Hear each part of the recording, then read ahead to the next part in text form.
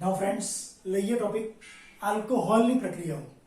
મિત્રો, આલ્કોહોલની જે પ્રક્રિયાઓ છે એમાં પહેલા કરીશું મેટલ જોડે, રાઈટ. કમ્બાઇન નામ જો આપવું હોય તો આપી શકાય કે આલ્કોહોલ અને ફિનોલની પ્રક્રિયાઓ. તો હું લખીશ પહેલા નવો ટોપિક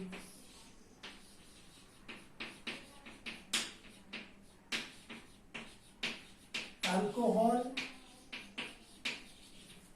તથા ફિનોલની પ્રક્રિયાઓ. એમાં નંબર 1 ધાતુ સાથેની પ્રક્રિયા. કોની સાથે?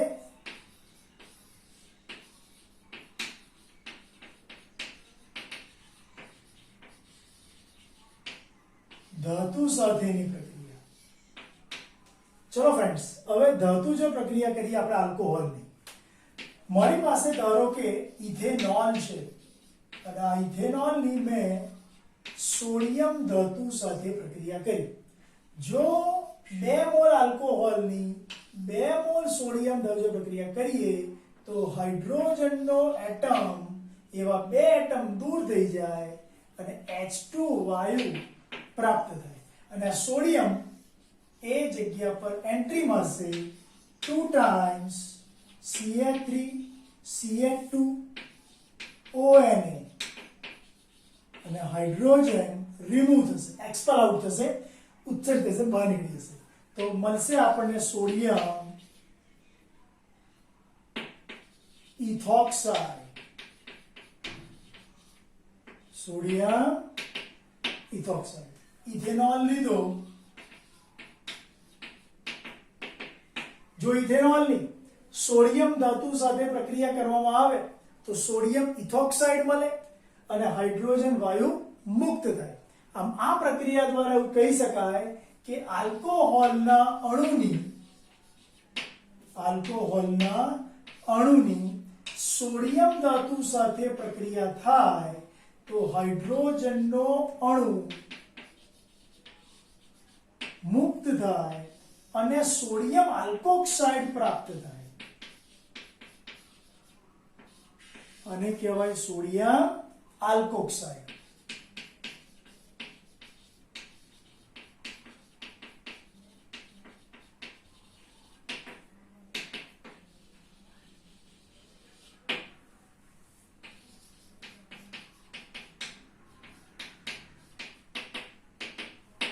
આલ્કોહોલની સોડિયમ ધાતુ સાથેની પ્રક્રિયાથી સોડિયમ આલ્કોક્સાઇડ બને છે અને હાઇડ્રોજન મુક્ત થાય છે. આ પ્રક્રિયા દર્શાવે છે કે તમારો આલ્કોહોલ એસિડિક નેચર વાળો છે. કેવો છે? Acidic nature. માની લો કે મેં ઇથેનોલ લીધો. હવે હું 3 ડિગ્રી એટલે કે ટર્શિયરી બ્યુટાઇલ આલ્કોહોલ લઉં તો શું થાય જોઈએ આપણે.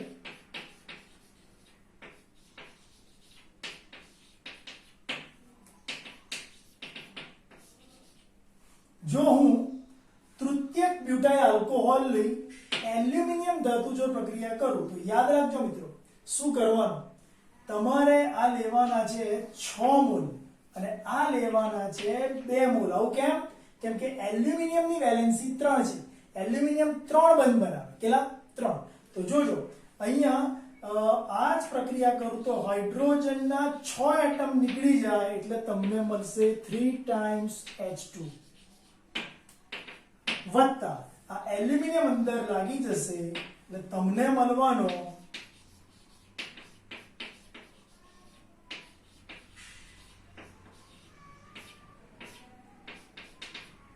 ઓકે. આને બેલેન્સ કરવા માટે મારે લખવું પડશે અહીંયા 2 મોલ્સ, અહીંયા 3. એલ્યુમિનિયમ તૃતીયક બ્યુટોક્સાઇડ આ પ્રક્રિયા દ્વારા પ્રાપ્ત થાય. એલ્યુમિનિયમ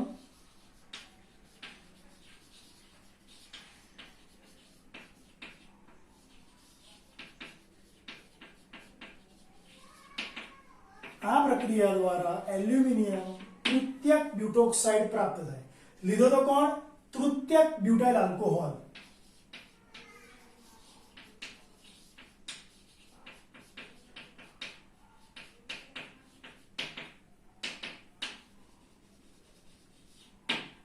અહીંયા ઇથેનોલની સોડિયમ ધાતુ સાથે પ્રક્રિયા કરી સોડિયમ ઇથોક્સાઇડ.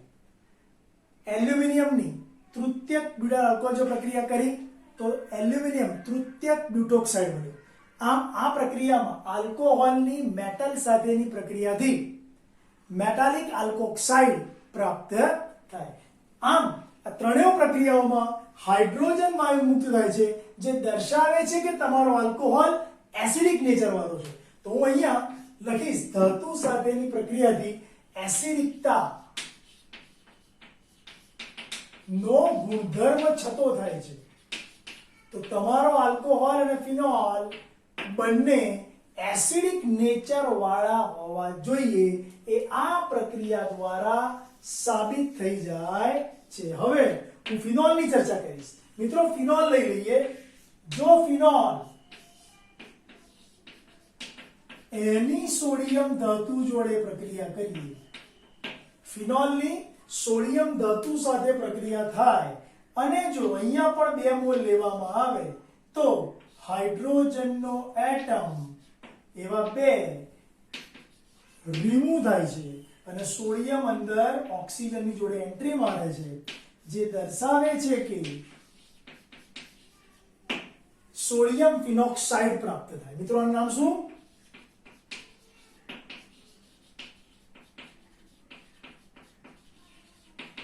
Sodium phenoxide.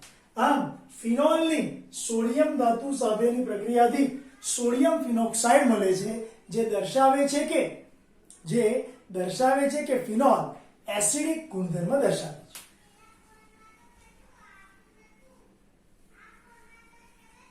ત્યારબાદ આલ્કોહોલ અને ફિનોલ એની એસિડિક નેચરની વાત આપણે જાણી ગયા, પણ એ બેમાંથી વધારે એસિડિક કોણ?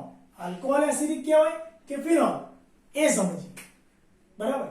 ઓકે, તો જોઈએ આલ્કોહોલ અને ફિનોલની એસિડિકતાની સરખામણી.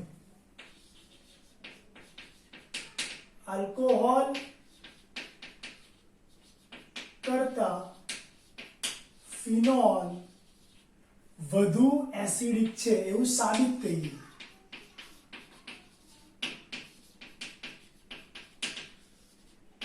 આવું શા માટે?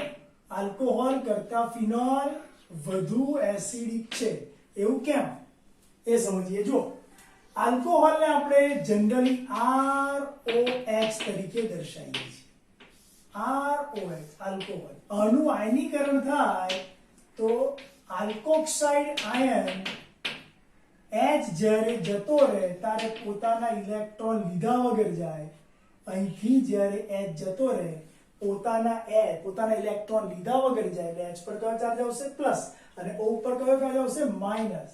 તો અહીંયા આવી રીતે બનશે. આને કહેવાય આલ્કોક્સાઇડ આયન. આલ્કોહોલમાંથી બન્યો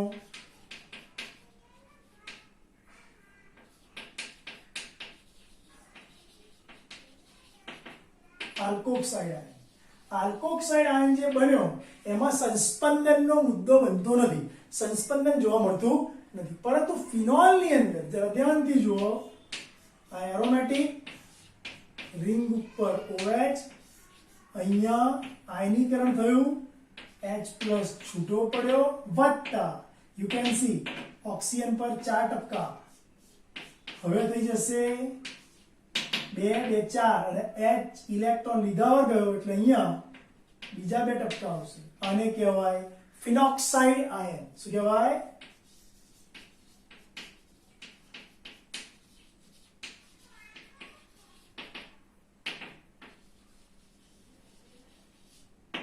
ફિનોક્સાઇડ આયન. આલ્કોહોલ એમાંથી આલ્કોક્સાઇડ આયન બન્યો, ફિનોલમાંથી ફિનોક્સાઇડ આયન બન્યો. ફિનોક્સાઇડ આયનમાં સંસ્પંદન થાય છે. આ સંસ્પંદન થવાને લીધે ઓક્સિજન પરના ઇલેક્ટ્રોન જે વધારે દેખાય છે ને 6, એ ઘટી જશે. ઓક્સિજન પરના ઇલેક્ટ્રોનની ઘનતા ઘટશે. ઇલેક્ટ્રોનની ઘનતા ઘટશે એટલે બાજુમાં રહેલો H બરાબર એ ઇઝીલી મુક્ત થશે, અને જ્યારે પદાર્થમાંથી H ઇઝીલી મુક્ત થાય તો તે એસિડિક ગણાય. માટે ફિનોલ એસિડિક છે. ફરી ફિનોલ કેમ એસિડિક છે? ફિનોલમાંથી બનતા ફિનોક્સાઇડ આયનમાં સંસ્પંદન જોવા મળે. આ સંસ્પંદન સૂત્રોમાં ઓક્સિજન પર ઇલેક્ટ્રોનની ઘનતા ઘટી જાય છે. ઇલેક્ટ્રોનની ઘનતા ઘટવાને લીધે H નું મુક્ત થવું સરળ બની જશે, અને જો સરળ બની જશે તો એ પદાર્થ વધુ એસિડિક થશે. માટે ફિનોલ વધુ એસિડિક છે. જુઓ આપણે સંસ્પંદનની ઘટના સમજીએ.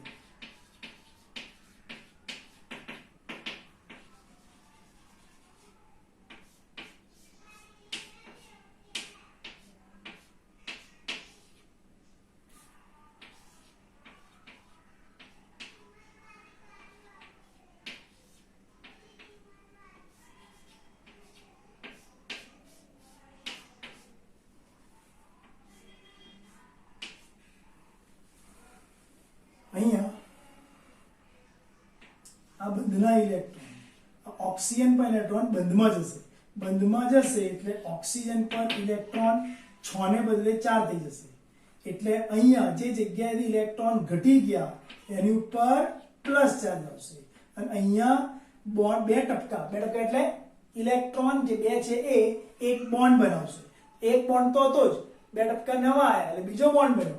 આવું જોવા મળશે. એ જ વખતે આ ઇલેક્ટ્રોન બહાર નીકળશે એટલે તમને અહીંયા આવું જોવા મળશે. આ ઇલેક્ટ્રોન આ બોન્ડ પર કોઈ અસર થઈ નહીં. રાઈટ? ઇલેક્ટ્રોન અહીં ગયા એટલે બોન્ડ બનાવ્યો અને આ બોન્ડ બહાર નીકળ્યો એટલે ઇલેક્ટ્રોન બનાવ્યો. હવે ધ્યાનથી જુઓ, આ ઇલેક્ટ્રોન અહીં જશે, બોન્ડના ઇલેક્ટ્રોન એટમ પર જશે એટલે અહીંયા પ્લસ ચાર્જ આવશે. પ્લસ માઇનસ એટ્રેક્શન થાય એટલે બોન્ડ બની જશે. અહીંયા કોઈ ઇફેક્ટ ના આવી, અહીંયા કોઈ પણ ઇફેક્ટ ના આવી. એવી રીતે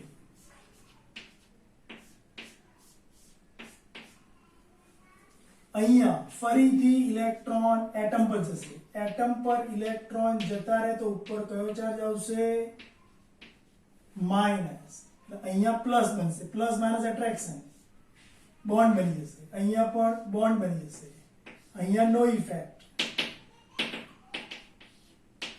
રાઈટ? અને છેલ્લા સ્ટેપમાં જરા ધ્યાનથી જોજો, ઇલેક્ટ્રોન ફરીથી પોતાની જગ્યા પર જતા રહેશે એટલે અહીં પ્લસ ચાર્જ આવશે. પ્લસ માઇનસ એટ્રેક્શન એટલે બોન્ડ બની જશે. અહીંયા બોન્ડ બની ગયો. અહીંયા તો ઓલરેડી હતો જ, અહીંયા બી હતો જ. અને અહીંયા હવે એક બોન્ડ નીકળી જશે એટલે ઓક્સિજન પર હવે તમારા જે ટપકા હતા 6 ના 6 ફરી પાછા આવી જશે. આમ જરા ધ્યાનથી જુઓ, ડબલ બોન્ડ આ જગ્યા પર હતો, એ જગ્યા પર સિંગલ બોન્ડ. સિંગલ બોન્ડ આ જગ્યા પર હતો, એ જગ્યાએ ડબલ બોન્ડ. આમ ડબલ બોન્ડનું સિંગલમાં, સિંગલ ડબલમાં રૂપાંતર થયું. અહીંયા સંસ્પંદનની ઘટના જોવા મળી. આમ ફિનોલમાંથી બનતા ફિનોક્સાઇડ આયનમાં સંસ્પંદન જોવા મળ્યું. ફિનોક્સાઇડ આયનમાં સંસ્પંદન જોવા મળ્યું. એમાં જરા ધ્યાનથી જુઓ તો 5 સ્ટ્રક્ચરમાં 3 સ્ટ્રક્ચર એવા છે કે જેમાં ઓક્સિજન પર ટપકા 4 જ છે. 4 અને 4 હોવા જોઈએ 6. એનો મતલબ શું થયો કે ઇલેક્ટ્રોન ગયા કઈ અંદર ગયા. અંદર એટલે બેન્ઝીનમાં ફરતા થઈ ગયા. એનો મતલબ કે ઇલેક્ટ્રોન વિસ્થાનીકૃત થયા. તો લખીશ અહીંયા ફિનોક્સાઇડ આયનમાં સંસ્પંદન થવાને કારણે ઇલેક્ટ્રોન વિસ્થાનીકૃત થાય. ઇલેક્ટ્રોન વિસ્થાનીકૃત થાય તો ઓક્સિજન પર ઇલેક્ટ્રોન 6 ને બદલે 4 થઈ જાય એટલે ઇલેક્ટ્રોનની ઘનતા ઘટી. ઓક્સિજન પર ઇલેક્ટ્રોનની ઘનતા ઘટે. ઓક્સિજન પર ઇલેક્ટ્રોનની ઘનતા જો ઘટી જાય તો હાઇડ્રોજન જે બાજુમાં હતો, ઇલેક્ટ્રોન ઘટી જાય તો બાજુમાંથી H નીકળી જાય એટલે હાઇડ્રોજનનું મુક્ત થવું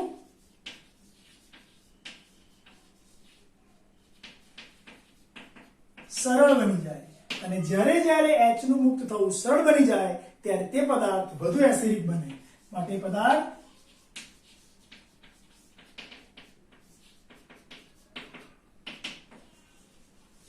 એટલા માટે ફિનોલ વધુ એસિડિક છે. ફિનોલ વધુ એસિડિક કેમ છે? કેમ કે બાજુનો H મુક્ત થઈ જાય છે. બાજુનો H મુક્ત કેમ થાય છે? કેમ કે ઓક્સિજન પર ઇલેક્ટ્રોનની ઘનતા ઘટી જાય છે. ઇલેક્ટ્રોનની ઘનતા ઘટી કેમ જાય છે? કેમ કે અંદર સંસ્પંદન જોવા મળે છે. સંસ્પંદન થવાને લીધે ઇલેક્ટ્રોન વિસ્થાનીકૃત થઈ જાય છે. ટૂંકમાં તમારો આલ્કોહોલ, હવે સાંભળજો, આલ્કોહોલ કરતા ફિનોલમાં સંસ્પંદન થવાને લીધે તમારો ફિનોલ વધુ એસિડિક છે. બોલો ક્લિયર? અચ્છા, આલ્કોહોલની અંદર બી 3 કેટેગરી આવશે. આલ્કોહોલની અંદર પણ 3 કેટેગરી આવશે. નંબર 1 એક પ્રાઇમરી આલ્કોહોલ. ચલો પ્રાઇમરી આલ્કોહોલમાં કેવું થશે? પ્રાઇમરી આલ્કોહોલમાં આલ્કિલ સમૂહ ઇલેક્ટ્રોન દાતા છે. ઇલેક્ટ્રોન દાતા હોવાને કારણે ઓક્સિજન પર ઇલેક્ટ્રોનની ઘનતા વધશે, જેથી H નું મુક્ત થવું મુશ્કેલ બનશે. ઇલેક્ટ્રોનની ઘનતા વધે તો H ફિટ થઈ જાય ના. એના કરતા દ્વિતીયક આલ્કોહોલની જો ચર્ચા કરીએ તો મને કહો, દ્વિતીયક આલ્કોહોલમાં બે આલ્કિલ સમૂહ છે. બે આલ્કિલ સમૂહ હોય તો પ્લસ આઈ અસર વધે, ઇલેક્ટ્રોન દાતા અસર વધે, જેને કારણે ઓક્સિજન પર ઇલેક્ટ્રોનની ઘનતા પેલા કરતા બી વધી જાય. પ્રાથમિક આલ્કોહોલની તુલનામાં દ્વિતીયક આલ્કોહોલમાં આલ્કિલ સમૂહ બે છે, એટલે ઓક્સિજન પર ઇલેક્ટ્રોનની ઘનતા વધશે, એટલે H નું મુક્ત થવું મુશ્કેલ. જો H નું મુક્ત થવું મુશ્કેલ તો પછી એસિડિક ઓછો ગણાય. મિત્રો તૃતીયક આલ્કોહોલની ચર્ચા કરીએ તો જરા ધ્યાનથી જોજો.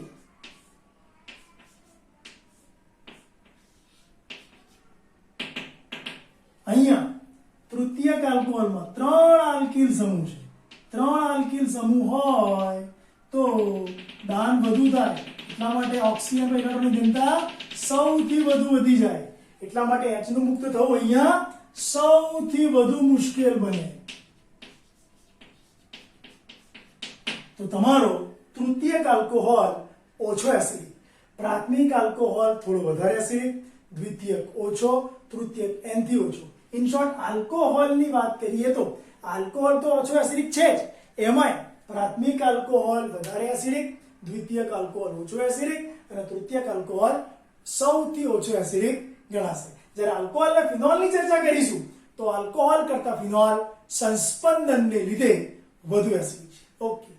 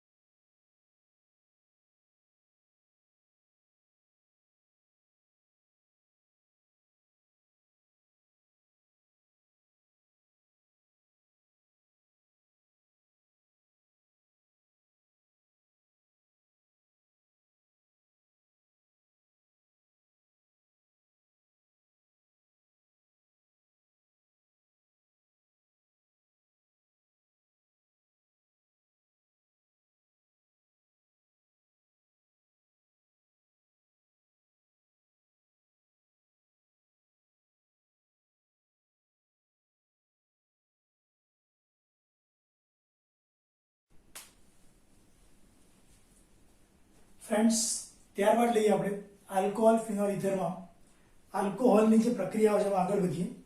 ફોસ્ફરસ ટ્રાયબ્રોમાઇડ સાથેની ચોથા નંબરની પ્રક્રિયા કહીએ, ફોર્થ રિએક્શન. આપણી પહેલી રિએક્શન શું હતી? આલ્કોહોલની ધાતુ સાથેની પ્રક્રિયા, અને એમાં એવું બોલેલા કે એસિડિકતાનો ગુણધર્મ. સેકન્ડ નંબર આલ્કોહોલની કાર્બોક્સિલિક એસિડ એના વ્યુત્પન્નો સાથેની પ્રક્રિયા. થર્ડ નંબર આપણે કરી આલ્કોહોલની લુકાસ કસોટી, બરાબર. અને ફોર્થ નંબર આલ્કોહોલની ફોસ્ફરસ ટ્રાયબ્રોમાઇડ સાથેની પ્રક્રિયા.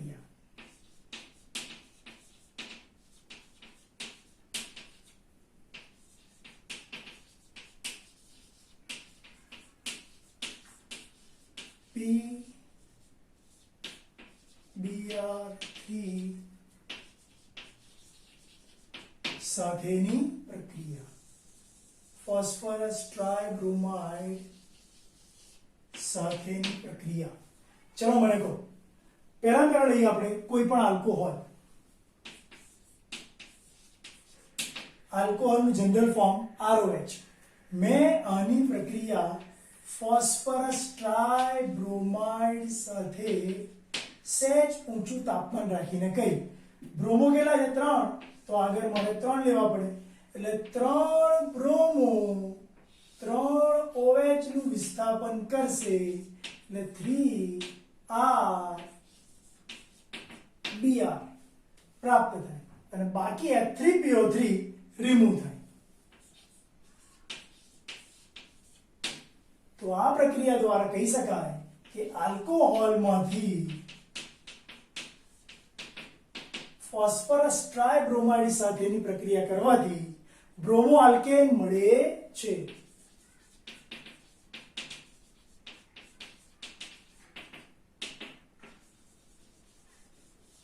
જો હું આલ્કિલ સમૂહ તરીકે ઇથેનોલ લેવા માંગુ છું, CH3CH2OH, અને પ્રક્રિયા કરું છું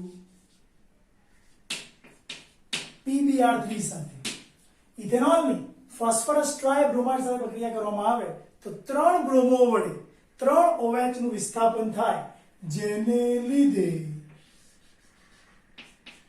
H3PO3 રિમૂવ થાય, વત્તા 3 Br અંદર એન્ટ્રી મારે, 3 moles of CH3CH2Br, જેને કહેવાય ઇથાઇલ બ્રોમાઇડ પ્રાપ્ત થાય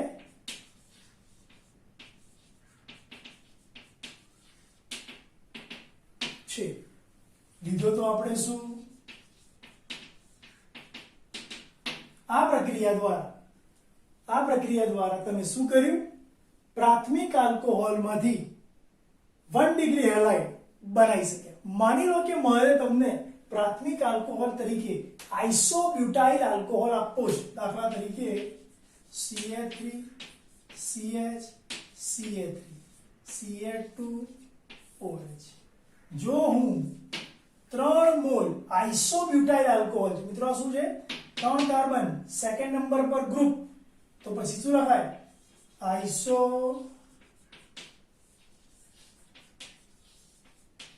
ब्यूटाइल अल्कोहल. जो आइसोब्यूटाइल अल्कोहल ની ફોસ્ફરસ ટ્રાયબ્રોમાઇડ સાથે પ્રક્રિયા કરીએ, જો આઇસોબ્યુટાઇલ અલ્કોહોલ ની ફોસ્ફરસ ટ્રાયબ્રોમાઇડ સાથે પ્રક્રિયા કરીએ તો એની એ જ વસ્તુ ફરી OH નું વિસ્થાપન થશે,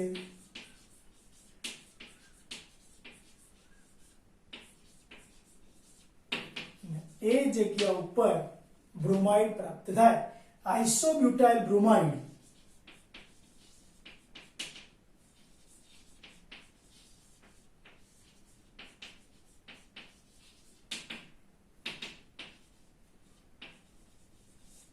આ પ્રક્રિયા દ્વારા પ્રાપ્ત થાય. મિત્રો, જો હું આવો આલ્કોહોલ લઉં પરંતુ બેન્ઝાઇલ પ્રકારનો આલ્કોહોલ હોય, દાખલા તરીકે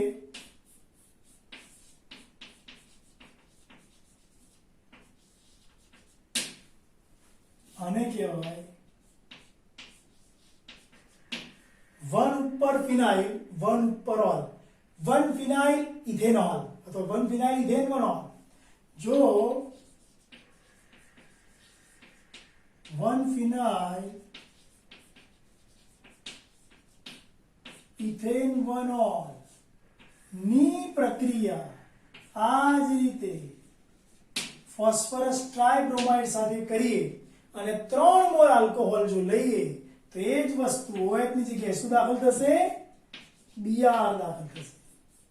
તો તમને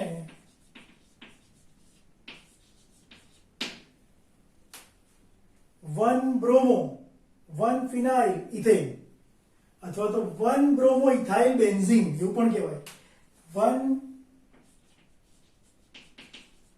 બ્રોમો 1 ફિનાઇલ ઇથેન. બોલો ક્લિયર? આ પ્રક્રિયા દ્વારા પ્રાપ્ત. કહેવાનો મતલબ એ છે કે આલ્કોહોલની ફોસ્ફરસ ટ્રાઇબ્રોમાઇડ સાથે પ્રક્રિયા કરવામાં આવે તો હેલો આલ્કેન મળે, એટલે કે બ્રોમો આલ્કેન મળે અને આર નિપજ તરીકે દરેકમાંથી S3PO4 H3PO3 પ્રાપ્ત થાય છે. મિત્રો H3PO4 એટલે ફોસ્ફોરિક એસિડ, પણ આ ફોસ્ફોરિક એસિડ ન હોય કેમ કે અહીંયા ઓક્સિજન 3 છે. આ ફોસ્ફરસ એસિડ છે. શું છે મિત્રો? Phosphorus acid. હવે હું તમને આ પ્રક્રિયાની જે મિકેનિઝમ છે, ક્રિયાવિધિ એ સમજાવું.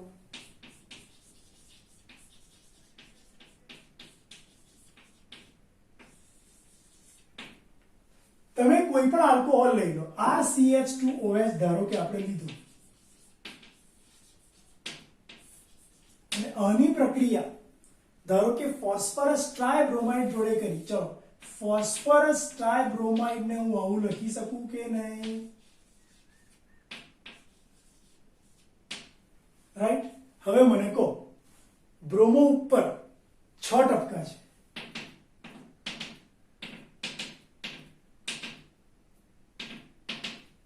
હવે બ્રોમો ઉપર 6 ટપકા હોય તો હેલોજનની વિદ્યુત ઋણતા વધારે હોય, એટલે બ્રોમો પોતાના ઇલેક્ટ્રોન લઈને છૂટો પડે. બોલો ઓકે? વત્તા હવે જેવો બ્રોમો પર નેગેટિવ ચાર્જ આવશે અહીંયા પોઝિટિવ ચાર્જ આવશે. જો અહીંયા પોઝિટિવ ચાર્જ આવી જાય તો ઓક્સિજન ઉપર આપ જાણો છો ઓક્સિજન પર શું છે? લોન પેર ઇલેક્ટ્રોન, અબંધકારક ઇલેક્ટ્રોન. અબંધકારક ઇલેક્ટ્રોન એ પોતાના ઇલેક્ટ્રોન કોને આપશે? ફોસ્ફરસને આપશે અને આ આખો અણુ જોડાઈ જશે. તો તમારો સબસ્ટન્સ હવે બનશે RCH2O.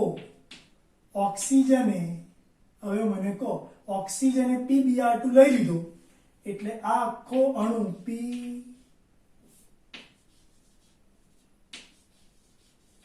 અને ઓક્સિજન જોડે H તો હતો જ, તો ઓક્સિજન પાસે બોન્ડ કેપેસિટી વધી ગઈ એટલા માટે પ્લસ ચાર્જ આવશે. મિત્રો આ શું થયો? આ તમારો ઇન્ટરમીડિયેટ બન્યો. તમારો આ આલ્કોહોલ હતો,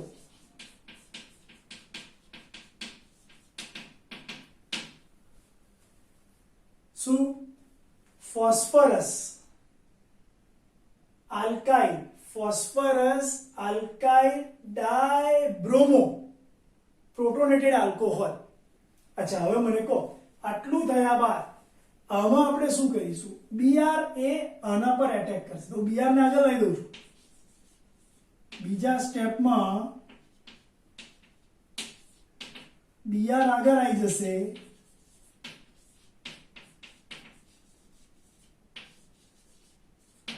બરાબર? ચલો મને કહો ઓક્સિજન પર શું છે? Lone pair electron. હવે આ નેગેટિવ ચાર્જ ઓક્સિજન પર જરા ધ્યાનથી જોજો, ઓક્સિજન પર H ખરો પાછો, બરાબર? હવે જ્યારે બ્રોમોના અબંધકારક ઇલેક્ટ્રોન એ કાર્બન સાથે આકર્ષાય ત્યારે એ જ વખતે ઓક્સિજન અને કાર્બન વચ્ચેના બોન્ડના ઇલેક્ટ્રોન ઓક્સિજન પર જતા રહે એટલે આના વચ્ચે આકર્ષણ થશે એટલે મળશે તમને RCH2Br. વત્તા પેલો ઘટક છૂટો પડી જશે PbR3HO, એટલે લખશો તમે HOPbR2.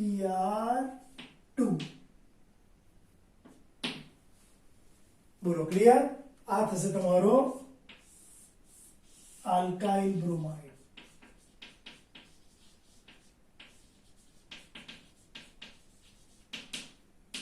મિત્રો આવી રીતે તમે આલ્કોહોલમાંથી હેલો આલ્કેન આ મિકેનિઝમ દ્વારા બનાવી શકો છો.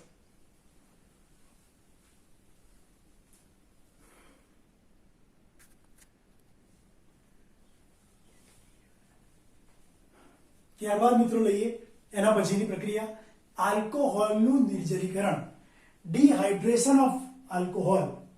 5th નંબરની આ પ્રક્રિયા તમારી આલ્કોહોલની અંદર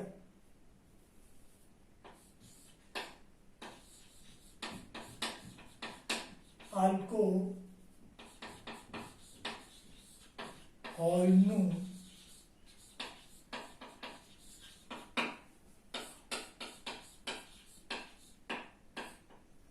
ડિહાઇડ્રેશન, આલ્કોહોલનું નિર્જલીકરણ. મિત્રો આપણે આલ્કોહોલનું નિર્જલીકરણ કરવા માંગીએ છીએ, એમાં એક ખાસ વસ્તુ યાદ રાખવાની કે આ પ્રક્રિયા સાંદ્ર H2SO4 ની હાજરીમાં પણ થાય અને વિવિધ સાંદ્રતા વાળા H3PO4 ની હાજરીમાં પણ થાય. જ્યારે હું તમને એમ કહું કે મારી પાસે બે નેબરિંગ કાર્બન છે, એક પાસે H છે અને એક પાસે OH છે, મેં આ પ્રક્રિયા કરી, જો આલ્કોહોલ, કેમ કે કાર્બન તમારી પાસે બે છે, બે પાસેના કાર્બન પર H અને OH હોય અને પ્રક્રિયા તમે સાંદ્ર H2SO4 ની હાજરીમાં કરો કાં તો પછી 85% H3PO4 ની હાજરીમાં કરો અને ટેમ્પરેચર રાખો છો આશરે 373 થી 473 કેલ્વિન ટેમ્પરેચર. જો આલ્કોહોલની સાંદ્ર H2SO4 સાથેની અથવા તો ફોસ્ફોરિક એસિડ 85% સાંદ્રતા વાળા ફોસ્ફોરિક એસિડની હાજરીમાં 373 થી 473 કેલ્વિન તાપમાને પ્રક્રિયા કરો તો પાસેના કાર્બન પરથી પાણીનો અણુ દૂર થાય, એટલે અહીંયા શું રચાશે? દ્વિબંધ રચાશે. શું રચાશે? દ્વિબંધ વત્તા વોટર મોલેક્યુલ છૂટો પડે. આમ આ પ્રક્રિયામાં પાસેના કાર્બન પરથી H અને OH દૂર થાય, પાણીનો અણુ દૂર થાય, માટે તેને જલીયકરણ પ્રક્રિયા તરીકે આપણે ઓળખીએ છીએ. મિત્રો આ શું છે? આ છે આલ્કીન. શું છે આ? આલ્કીન. તો આલ્કોહોલ માંથી આપણે શું લઈ આવ્યા?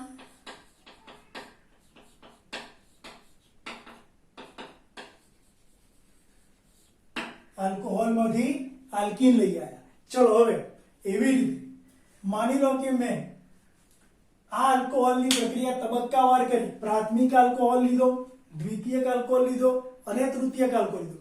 તો અનુભવ એવું કહે છે, સ્ટડી એવું કહે છે કે પ્રાથમિક આલ્કોહોલનું નિર્જલીકરણ થોડું મુશ્કેલ છે, જ્યારે તૃતીયક આલ્કોહોલનું નિર્જલીકરણ સરળ છે. તો લઈએ, પહેલા આપણે લઈએ પ્રાથમિક આલ્કોહોલ.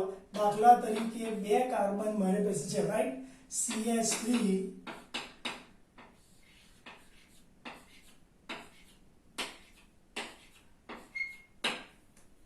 ઇથેનોલ.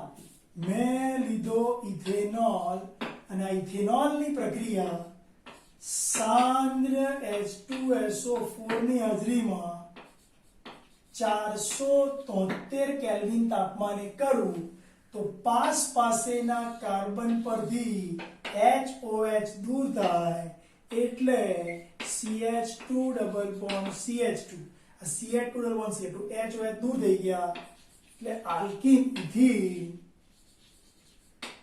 આ પ્રક્રિયા દ્વારા પ્રાપ્ત થયો. લીધો તો કોણ? ઇથેનોલ. મળ્યો કોણ? ઇથીન. મિત્રો એવી રીતે જો હું 1, 2 અને 3 1,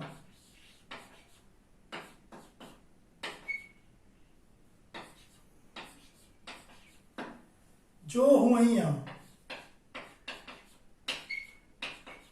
પ્રોપેન ટુ ઓલ લઉં, જો હું આ પ્રક્રિયામાં પ્રોપેન ટુ ઓલ લઉં તો પ્રક્રિયામાં 85% F3PO4 ની હાજરીમાં F3PO4 ની હાજરીમાં 440 કેલ્વિન તાપમાને પ્રક્રિયા થાય તો પાસ પાસેના કાર્બન પરથી માની લો કે મેં અહીંયા લીધો OH આ કાર્બનમાં, H આ કાર્બનમાં, શું મળ્યો? H OH દૂર થાય ડબલ બોન્ડ બને કે નહીં?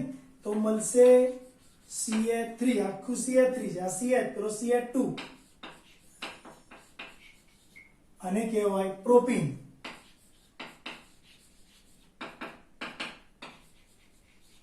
આમ પ્રોપેન ટુ ઓલ ની શું છે?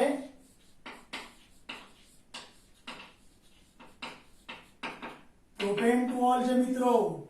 પ્રોપેન ટુ ઓલ ની 85% F3PO4 ની હાજરીમાં 440 કેલ્વિન તાપમાને પ્રક્રિયા કરો છો તો પ્રક્રિયા પેલા કરતા સરળ બને છે અને પાસ પાસેના કાર્બન પરથી HOH દૂર થઈને આલ્કીન પ્રાપ્ત થાય.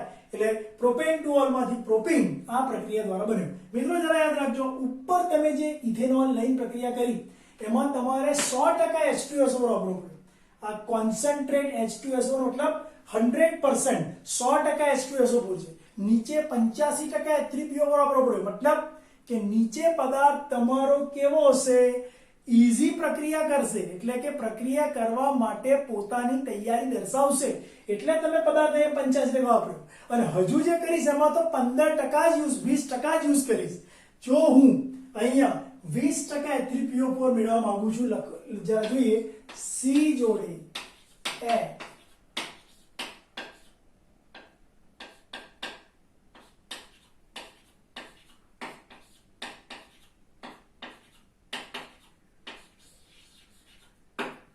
બોલો ક્લિયર?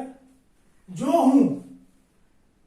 હું પ્રોપેન ઇથેનોલ લઉં, પ્રોપેન ટુ ઓલ લઉં અને 2 મિથાઇલ પ્રોપેન ટુ ઓલ લઉં તો જરા જોજો, અહીંનો OH જાય, અહીંનો H જાય, અહીં ડબલ બોન્ડ બની જાય અને મારી પ્રક્રિયા બહુ જ ઈઝીલી 20% H3PO4 ની હાજરીમાં થાય.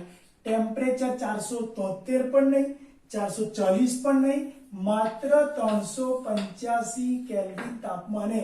મતલબ કે આ પ્રક્રિયા બહુ જ ઈઝી છે, ઈઝી પ્રક્રિયા છે, એની જાતે જલ્દી થઈ જાય છે. એટલા માટે તમારે સ્ટ્રોંગ પદાર્થ વાપરવાની કોઈ જરૂર નથી. આ CH3, આ C ઉપર CH3 અને અહીંયા ડબલ બોન્ડ CH2, આને કહેવાય આઇસોબ્યુટિલિન. 2 મિથાઇલ પ્રોપીન પણ બોલાય.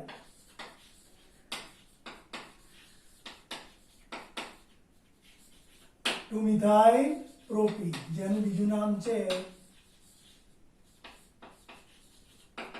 આઇસોબ્યુટિલિન. આ છે 2 મિથાઇલ પ્રોપેન ટુ ઓલ.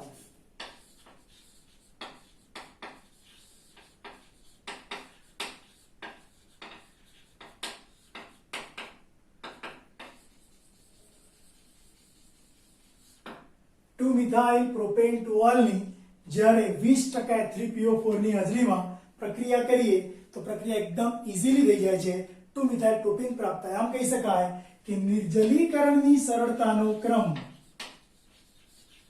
નિર્જલીકરણ પ્રક્રિયાનો સરળતા ક્રમ 3 ડિગ્રી આલ્કોહોલમાં ઈઝી, 2 ડિગ્રી આલ્કોહોલમાં થોડું મુશ્કેલ અને 1 ડિગ્રી આલ્કોહોલમાં નિર્જલીકરણ સૌથી મુશ્કેલ જોવા મળે છે. રાઈટ? આ રીતે તમે આલ્કોહોલનું શું કર્યું? નિર્જલીકરણ કર્યું. મિત્રો આ નિર્જલીકરણનું મિકેનિઝમ સમજવું જરૂરી છે.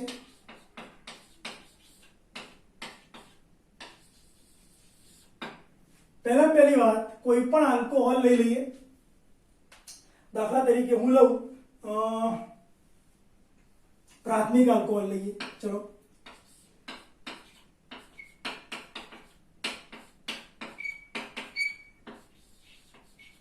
પ્રાથમિક આલ્કોહોલમાં આપણે OH ને અહીં બતાવી દઈએ. અને H ને અહીં બનાવી દઈએ. સૌપ્રથમ આલ્કોહોલની H+ સાથે H+ એસિડ સાથે, આ એસિડ છે, H+ સાથે પ્રક્રિયા થાય તો આપ જાણો છો કે ઓક્સિજન પર લોન પેર ઇલેક્ટ્રોન છે, તો એ લોન પેર ઇલેક્ટ્રોન પેલા H સાથે પ્રક્રિયા કરશે અને બનાવશે પ્રોટોનેટેડ આલ્કોહોલ. શું બનાવશે મિત્રો? પ્રોટોનેટેડ આલ્કોહોલ. જરા ધ્યાનથી જોજો. હવે તમારો જે O ઉપરના અબંધકારક ઇલેક્ટ્રોન H લઈ લે છે, એ H ને મેં નીચે ગોઠવ્યું અને ઓક્સિજન પર ઇલેક્ટ્રોનની ઘનતા હવે ઘટી ગઈ એટલે અહીંયા પ્લસ ચાર્જ આવ્યો.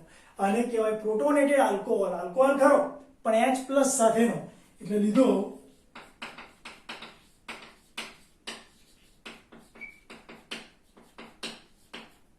પ્રોટોનેટેડ આલ્કોહોલમાં શું થશે તો યાદ રાખજો, પ્રોટોનેટેડ આલ્કોહોલમાં હવે આ H ખરા C અને O વચ્ચેના બંધના ઇલેક્ટ્રોન એ ઓક્સિજન પર જતા રહે, તો ઓક્સિજન પર જાય એટલે H2O થાય કે નહીં? એટલે પાણીનો મોલેક્યુલ બહાર આવી ગયો. જેવા બંધના ઇલેક્ટ્રોન ઓક્સિજન પર જાય, કાર્બન પર પ્લસ ચાર્જ આવે, એટલે તમારો સબસ્ટન્સ આ ટાઈપનો બની જશે. મિત્રો તમે આને શું કહો છો? કાર્બોકેટાયન કહો છો. શું કહો છો? હવે કાર્બોકેટાયન એને બરાબર સમજો. એ કાર્બોકેટાયનમાં જો બાજુના કાર્બનના બંધના ઇલેક્ટ્રોન બોન્ડમાં આવી જશે, બાજુના કાર્બનના હાઇડ્રોજન સાથેના બંધના ઇલેક્ટ્રોન CC બંધમાં આવી જશે તો હાઇડ્રોજન રિમૂવ થશે. હાઇડ્રોજન પોતાનો H+ ચાર્જ લઈને રિમૂવ થશે એટલે બે કાર્બનની વચ્ચે ડબલ બોન્ડ રચાશે. એટલે ઉપરનો H, અહીંનો H, એવી રીતે આ બાજુનો H, જેને કહેવાય આલ્કીન. મિત્રો આ શું થઈ ગયો? આલ્કીન. તો કહેવાનો મતલબ કે પહેલા આલ્કોહોલ લઈ H+ ઉમેરવામાં આવે, મતલબ ઇથેનોલમાં એસિડ ઉમેરતા પ્રોટોનેશન થવાને કારણે પ્રોટોનેટેડ આલ્કોહોલ બનશે.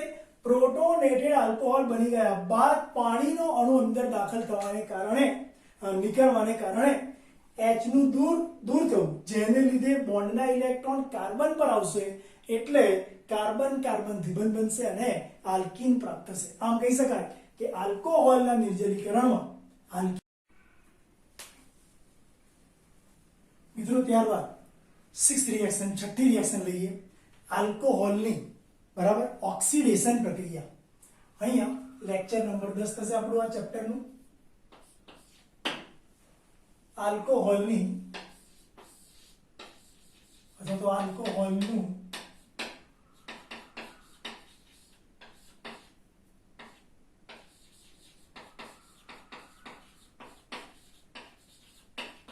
ઓક્સિડેશન. મિત્રો આલ્કોહોલનું ઓક્સિડેશન એ ખૂબ જ ઇમ્પોર્ટન્ટ પ્રક્રિયા છે. ઘણી બધી રિએક્શનમાં આ ઇન્ટરમીડિયેટ તરીકે સ્થાન પામે છે. તમારે આ પ્રોપરલી કરવી પડશે. આલ્કોહોલનું ઓક્સિડેશન સમજાવું. આપણી પાસે આલ્કોહોલ 3 પ્રકારના છે: પ્રાઇમરી, સેકન્ડરી અને ટર્શિયરી. પ્રાઇમરી આલ્કોહોલની કન્ડિશન જુદી છે, દ્વિતીયકની જુદી છે અને તૃતીયકની જુદી છે. તો હું ત્રણેયને અહીંયા સમજાવી રહ્યો છું. પહેલી વાત, કોઈ પણ પ્રાથમિક આલ્કોહોલનું ઓક્સિડેશન જો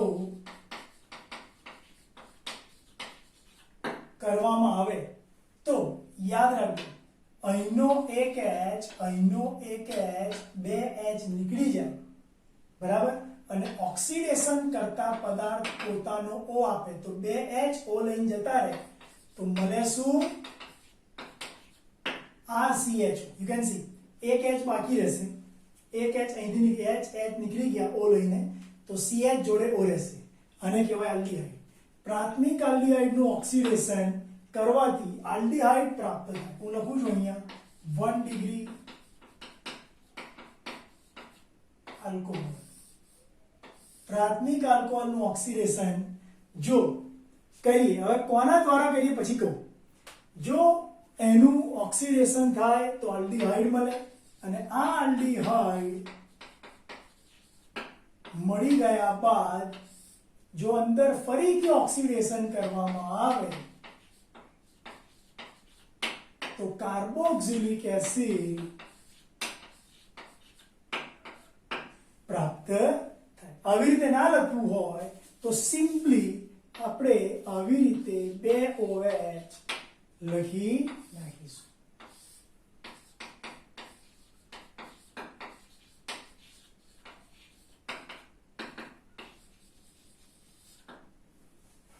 વન ડિગ્રી આલ્કોહોલનું ઓક્સિડેશન Na2Cr2O7 એટલે કે સોડિયમ ડાઇક્રોમેટ અને H2SO4 હું લખું છું અહીંયા Na2Cr2O7 વત્તા H2SO4 ની હાજરીમાં કરો તો આલ્ડીહાઇડ મળે।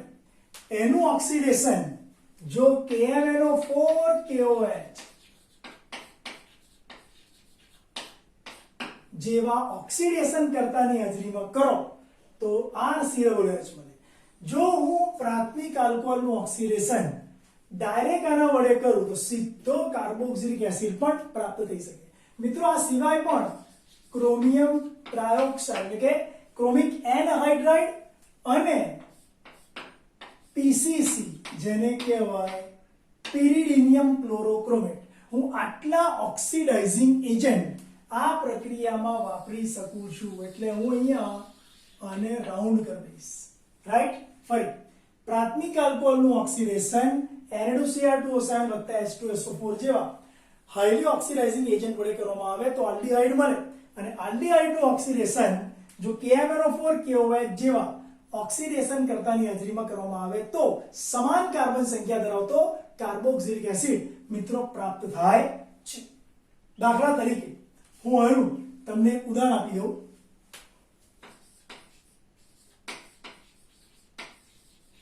CH3CH2OH મેં પ્રક્રિયા કરી Na2Cr2O7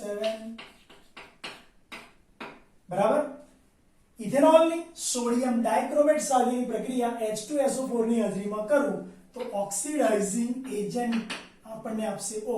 એક H અહીંથી મળશે એક H અહીંથી 2H O લઈને રિમૂવ થશે બનશે H2O તો તમને મળ્યો કહેવાય CH3CHO આલ્ડીહાઇડ મળી ગયો કે નહીં।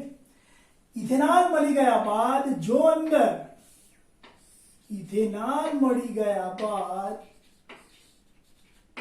જો અંદર KMnO4KOH નું દ્રાવણ ઉમેરીને ફરીથી ઓક્સિડેશન કરવામાં આવે તો O અંદર દાખલ થશે એટલે મળશે CH3COO। એક O તો હતો જ બીજો એક O આવ્યો। ટૂંકમાં તમે લીધો હતો ઇથેનોલ કે જે 1 ડિગ્રી આલ્કોહોલ છે ઇથેનોલમાંથી મળ્યો તમને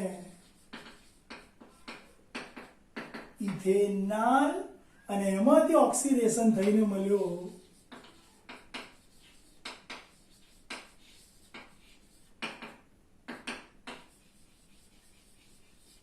ઇથેનોઇક એસિડ। મિત્રો આ થઈ વાત પ્રાથમિક આલ્કોહોલનું ઓક્સિડેશન। મિત્રો પ્રાથમિક આલ્કોહોલનું ઓક્સિડેશન PCC પેરિડિનિયમ ક્લોરોક્રોમેટ અને કહેવાય PCC જેવા નિર્બળ ઓક્સિડેશન કરતાની હાજરીમાં કરું તો આલ્ડીહાઇડ મળશે આગળ કાર્બોક્સિલિક મળશે નહીં। તો એનું એક ઉદાહરણ તમને વાંચું જો આવી રીતે CH3 1 ડિગ્રી આલ્કોહોલ આનું હું PCC જેવા ઇથેનોલની PCC જેવા નિર્બળ ઓક્સિડેશન કરતાની હાજરીમાં ઓક્સિડેશન કરું તો અહીંનો H O લઈને રિમૂવ થશે એટલે મળશે આગળ CH3CHO। ઇથેનોલમાંથી તમે ઇથેનોલ લાવી શક્યા રાઈટ। આમ કહી શકાય કે પ્રાથમિક આલ્કોહોલનું ઓક્સિડેશન જો પ્રબળ ઓક્સિડેશન કરતા Na2Cr2O7 વત્તા H2SO4 ની હાજરીમાં કરવામાં આવે તો ઇથેનાલ મળે છે, આલ્ડિહાઇડ મળે છે, અને જો એમાં KMnO4 KOH ઉમેરવામાં આવે તો વધુ ઓક્સિડેશન થઈને કાર્બોક્સિલિક એસિડ મળે. પણ જો તમારો પદાર્થ નિર્બળ ઓક્સિડેશન કરતા જેમ કે PCC અથવા તો CrO3 હોય, PCC પણ ચાલે અને CrO3 પણ ચાલે. હું લખું છું અહીંયા.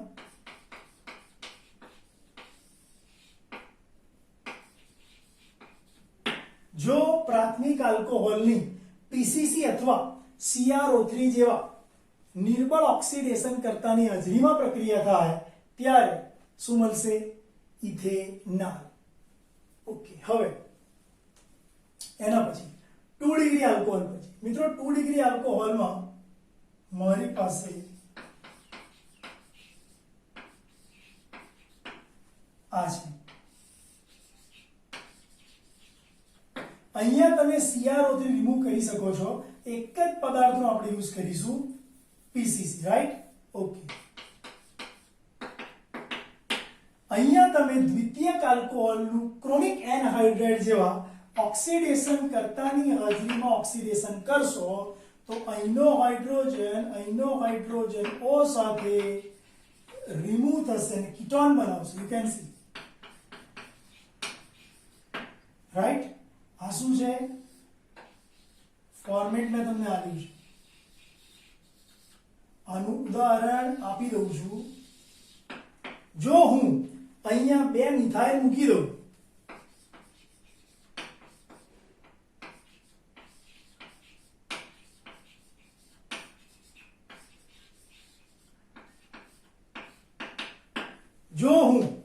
પ્રોપેન ટુ ઓલનું ક્રોમિક એનહાઇડ્રાઇડ જેવા ઓક્સિડાઇઝિંગ એજન્ટની હાજરીમાં ઓક્સિડેશન કરું તો HO લઈને જતો રહે એટલે એસિટોનનો અણુ મિત્રો પ્રાપ્ત થશે. શું મળશે? એસિટોન.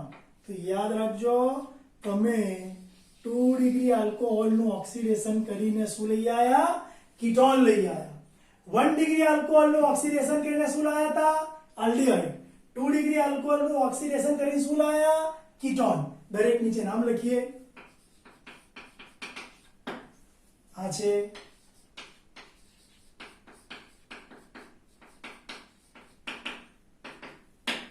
જો હું અહીંયા પ્રોપેન ટુ ઓલ લઉં તો મને સામે મળે એસિટોન અથવા પ્રોપેન ટુ ઓન.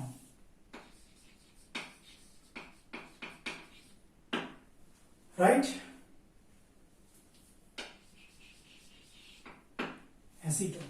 જો હું સાયક્લોહેક્ઝેનોલ લઉં 2 ડિગ્રી આલ્કોહોલમાં જ છે આપણે,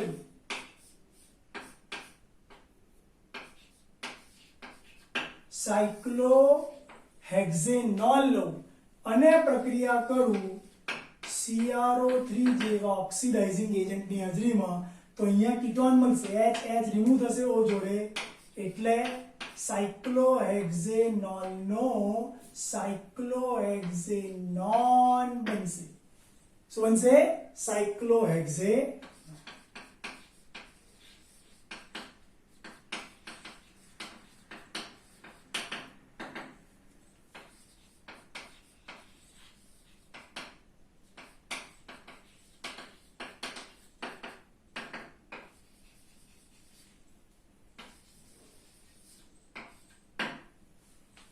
રાઈટ? આ રીતે પ્રાથમિકનું કર્યું, દ્વિતીયકનું કર્યું. હવે તૃતીયકનું ઓક્સિડેશન કોઈ પણ ઓક્સિડાઇઝિંગ એજન્ટ વડે થઈ શકતું નથી. જો કરવું હોય તો થાય પણ કાર્બનની સંખ્યામાં ઘટાડો થાય. તો લખીશ તૃતીયક આલ્કોહોલનું ઓક્સિડેશન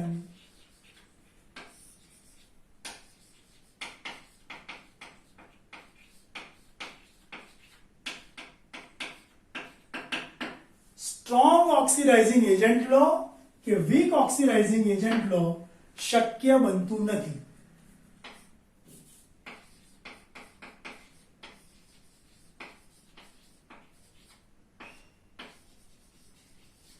પરંતુ જો KMnO4 KOH લેવામાં આવે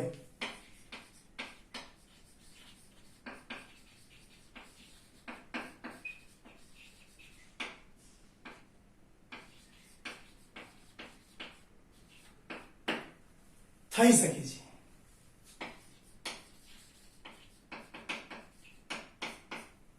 જેમાં કાર્બનની સંખ્યામાં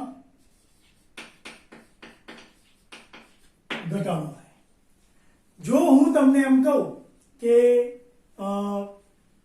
2મિથાઇલ પ્રોપેન્ટોલ લઉં તો તમને 4 કાર્બનનો આલ્કોહોલ હતો, એમાંથી 4 કાર્બનનો એસિડ મળવો છે પણ નહીં મળતો. 2 કાર્બનનો એસિડિક એસિડ મળે છે. એવી રીતે પ્રોપેન્ટોલ લઉં તો પણ તમને એસિડિક એસિડ જ મળે છે. એટલે કે કાર્બનની સંખ્યામાં ઘટાડો થાય છે. બોલો ઓકે. હવે જો હું આલ્કોહોલનું ઓક્સિડેશન કોપરની હાજરીમાં કરું, ચલો મને કહો, આ છે ઇથેનોલ, એનું કોપર વડે 573 કેલ્વિન તાપમાને એને ગરમ કરીને ઓક્સિડેશન કરું તો પહેલો અહીંથી H જતો રહે, શું મળશે? ઇથેના. ત્યારબાદ જો હું દ્વિતીયક આલ્કોહોલ લઈ લઉં અને પ્રક્રિયા કરું કોપર વડે 573 કેલ્વિન તાપમાને તો મને H રિમૂવ થઈને H2O કે 2HO લઈને જતા રહે, H2O બરાબર, શું મળશે? કીટોન. પરંતુ જો હું 2મિથાઇલ પ્રોપેન્ટોલ લઉં તો ઓક્સિડેશન નહીં થાય, બીટા વિલોપન થશે.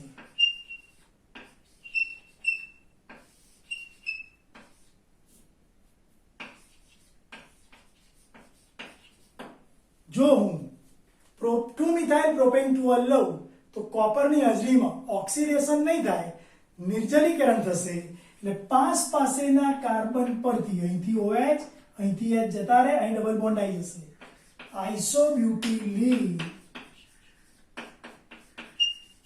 પ્રાપ્ત થશે. તો યાદ રાખજો મિત્રો, આ તમારી ઓક્સિડેશન પ્રક્રિયા છે જેમાં મેં લાસ્ટ સ્ટેપ જે આપ્યું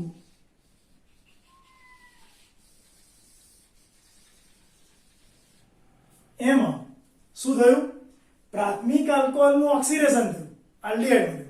દ્વિતીયક આલ્કોહોલનું ઓક્સિડેશન થયું, કીટોન બન્યું. તૃતીયક આલ્કોહોલનું ઓક્સિડેશન ના થયું, નિર્જલીકરણ થયું, જેથી મને આઇસોબ્યુટિલીન પ્રાપ્ત થયું. હું નામ લખવા પ્રયત્ન કરીશ, ઇથેનોલ, ઇથેનોલ.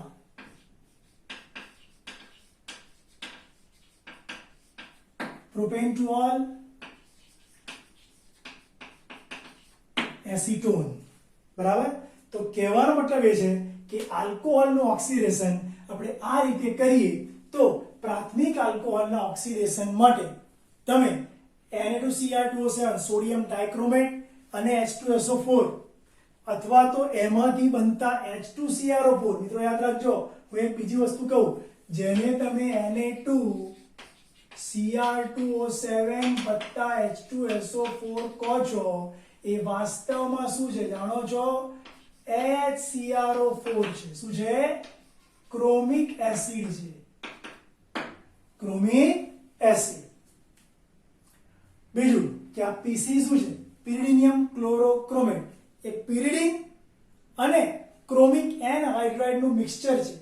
પિરિડિન, ક્રોમિક હાઇડ્રાઇડ અને HCl તમને ભેગા કરો શું મળે? PCC મળે. PCC એટલે પિરિડિનિયમ ક્લોરોક્રોમેટ, જે પણ સારામાં સારો ઓક્સિડાઇઝિંગ એજન્ટ. ક્રોમિક એનહાઇડ્રાઇડ એ પણ સારામાં સારો ઓક્સિડાઇઝિંગ એજન્ટ. KMnO4 કેવો હોય? સીધું જ કાર્બોક્સિલિક એસિડમાં કન્વર્ઝન કરે. જો PCC લઈએ તો આલ્ડીહાઇડનું, પ્રાથમિક આલ્ડીહાઇડનું પ્રાથમિક આલ્કોહોલનું આલ્ડીહાઇડમાં રૂપાંતર થાય કોના વડે? PCC વડે. પણ PCC દ્વિતીયક કે તૃતીયક આલ્કોહોલનું ઓક્સિડેશન કરી શકતો નથી.